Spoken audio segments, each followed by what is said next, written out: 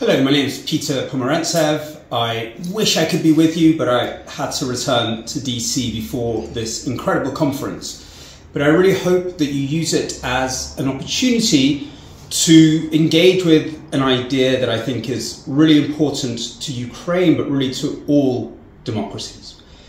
Right now, in 2024, we really have so much evidence of how Russia, Iran, China, other dictatorships are coordinating their information, or rather disinformation efforts, both in terms of the messages they push and the technology they use, both in terms of censorship and spreading disinformation. Their messages are often repeating and they're targeted strategically at Western allies and democratic allies across the world.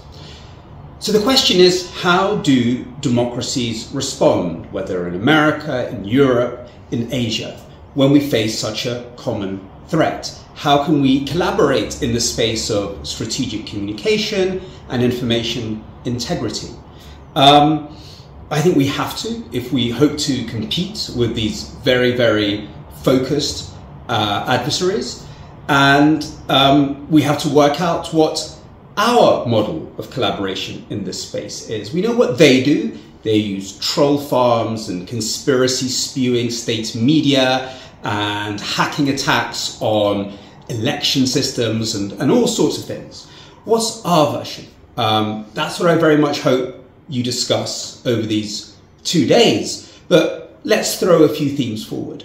How can we collaborate in the space of putting pressure on the tech platforms that they are more open and more productive in their oversight of state-sponsored and state-connected disinformation campaigns? How can we work together in the strategic communication space in order to engage vulnerable audiences, key audiences in important countries that are under a disinformation assault from our adversaries? How can we ensure that there is a steady stream of reliable information that engages audiences on the topics that really matter?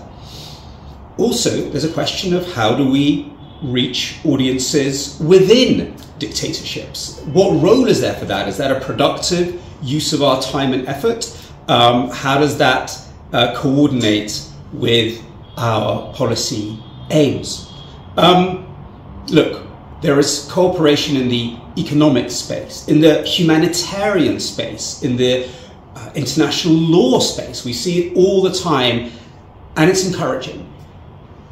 If we don't start to compete with the coalition of dictatorships in the strategic communication space, in questions of information integrity, we're going to lose in a world where perception is ever more important, where information flows are ever more disruptive and vital. So I really hope you can use these 2 days to try to think about what is the democratic response, which is commensurate with our values, but also with our policy goals.